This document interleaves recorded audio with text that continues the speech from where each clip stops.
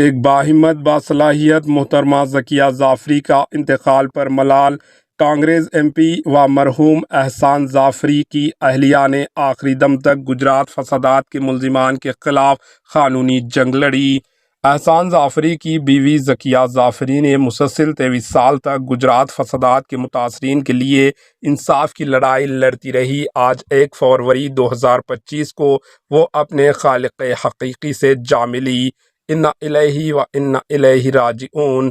گجرات 2002 فسادات میں زندہ بچ جانے والے اور مقتول ایم پی احسان ظافری کی بیوی محترمہ ذکیہ ظافری آج انتقال ہو گیا۔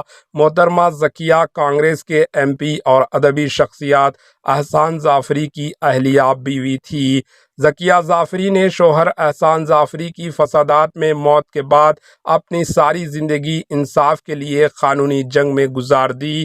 انہوں نے فسادات کے ملزمین کو سخت سزا دلانے کی ہر ممکن کوشش کی۔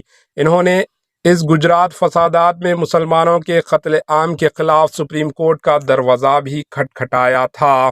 ذکیہ ظافری، جنہوں نے 2002 کے گجرات فسادات میں مابینا بڑی سازش کی تحقیقات کے لیے قانونی جدوجہد کی، آج احمد آباد میں انتقال کر گئی۔ وہ کانگریس کے سابقہ ایم پی احسان ظافری کی بیوی تھی، جو 2002 کے فسادات کے دوران گلبرگ سوسائٹی میں 68 دیگر افراد کے ساتھ قتل کر دیے گئے تھے۔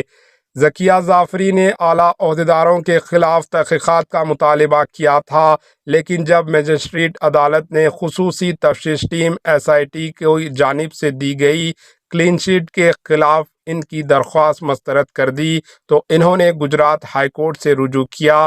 2017 میں ہائی کورٹ نے بھی SIT کی رپورٹ کو قبول کر لیا، جس کے بعد وہ سپریم کورٹ گئی۔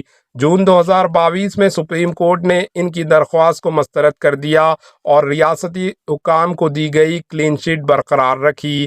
عدالت نے ان کے ساتھی درخواست گزار بھی سخت تبصرے کیے، جس کے بعد انہیں مابینا طور پر جھوٹے ثبوت گڑھانے کے الزام میں گرفتار کر لیا گیا۔ بعد میں سپریم کورٹ نے انہیں ضمانت دے دی۔ ذکیہ ظافری کے انتقال پر social media platform Twitter X پر لکھا ہے کہ ذکیہ آپا، جو انسانی حقوق کے لیے ایک ہمدرد لیڈر تھی، ابھی 30 منٹ پہلے دنیا سے رخصت ہو گئی۔ Bureau report, AHN news.